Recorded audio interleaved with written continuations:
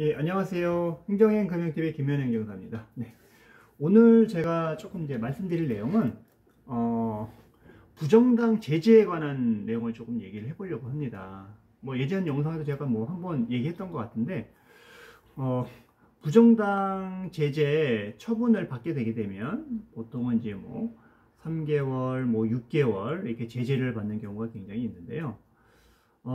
그래서 항상 그 행정심판을 하면서 행정기관 쪽에서 피청구인 쪽에서 얘기하는 부분들은 우린 나름대로 뭔가를 막 주장하잖아요. 그럼 항상 얘기하는 얘기가 입찰 처음에 그 입찰서 낼 때 처음에 공고문이라든가 이런 거 잘 보고 들어왔어야지.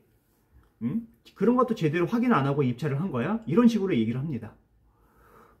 그렇게 되게 되면은 솔직히 뭐 대응하기가 좀 쉽지는 않거든요. 그래서 뭐 이렇게 해서 이런 이유, 이런 사유를 해가지고 부정당 제재를 받는 분들이 꽤 많으신데, 그래서 조금 그 입찰을 하실 때 조금 신중하게 하셔야 될 것 같아요. 그래서 입찰 공고문이나 이런 것도 좀 정확하게 해서 그쪽에서 요구하는 뭐 물품이라든가 규격이라든가 조건이라든가, 그 다음에 그쪽에 뭐 예가나 이런 게 있는데, 뭐 그쪽에 예가나 이런 거 나와 있다고 하더라도, 기초금이나 이런 게 나와 있다고 하더라도, 내가 이 조건에 맞는 것들을 내가 만약 시장에서 사서 뭔가를 준다고 하게 되면, 공급해서 받는다고 하게 되게 되면 그 금액을 내가 이익을 남기고 사가지고 공급할 수 있는지, 이거를 좀 따져보셔야 되세요. 그냥 무턱대고 했다가는, 예를 들면은 어떤 업체가 뭐 총판이나 어떤 유일하게 어떤 뭐 제공할 수 있는 업체라든가 이런 사람들은 뭐 어떤 사람이면 제공해야 되는데, 뭐 예를 들면 A라는 업체에서만 그 물건을 우리가 사올 수 있다든가 공급받을 수 있다 하는데, 이 사람들이 만약에 안 주거나 준다고 하더라도 우리가 납품을 했을 때 손해보는 금액이라고 해야 되면 그 입찰은 잘못된 입찰이 되겠죠. 그래서 제가 오늘 말씀드리고 싶은 거는, 입찰을 하실 때 조금 신중하게 검토를 하고 그렇게 해서 국가 입찰 계약에 이제 하셨으면 하는 바람에서 이제 오늘 말씀드린 거고요. 항상 행정심판을 하면서 그런 부분들을 조금 간과하시고 하시는 분들이 굉장히 좀 많으신 것 같아요. 그래서 규격서라든가 여러 가지 조건이라든가 물품 규격이라든가 이런 것들을 좀 잘 확인하시고, 내가 충분하게 그 계약을 성실하게 이행할 수 있는 건지, 이 부분을 좀 정확하게 따져보시는 게 굉장히 좀 중요할 것 같습니다. 그래서 내가 덜컹 1순위로 낙찰을 받고 해놨는데, 사실상 계약을 이행하라고 했는데, 계약을 이행하려고 보니 국내 시장이 없다든가, 해외에서 뭔가를 사오는데 상당한 기간이 걸린다든가, 국내에서 어떤 사람이 판매를 하는데 나한테 물건을 안 준다든가, 설령 준다고 하더라도 금액이 터무니없어서 내가 계약을 이행하게 되게 되면 오히려 막대한 손해가 발생한다든가, 이런 경우가 굉장히 많습니다.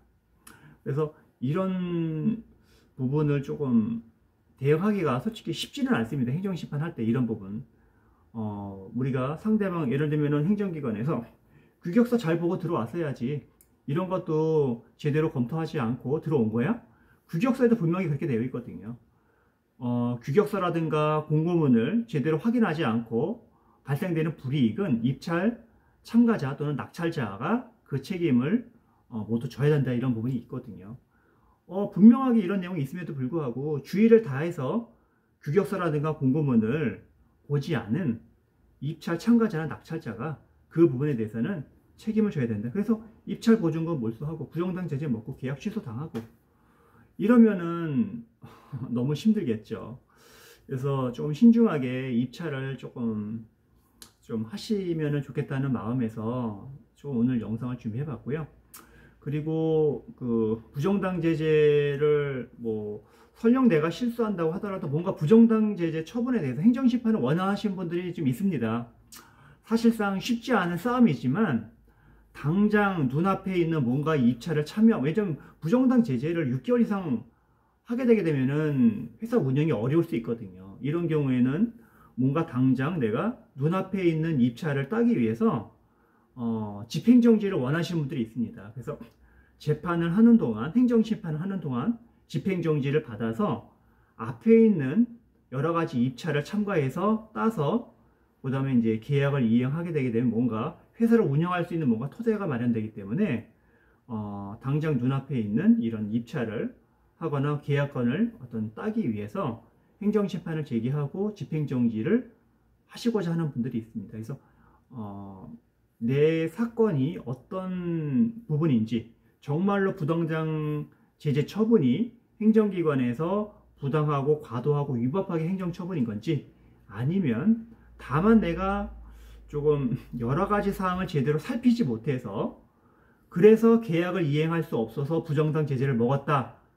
하지만 내가 당장 눈앞에 있는 여러 가지 계약을 이행하기 위해서는 어쩔 수 없이 행정심판을 진행하고 그러면서 동시에 집행정지를 해야 되겠다 하신 분들이 있으시면은 연락을 주시면 그 방향 부분에 대해서 도움을 드리고 뭔가 좀 전략적인 부분들 좀 제시할 수 있도록 좀 노력을 하려고 합니다. 그래서 궁금한 사항은 연락을 주시고요.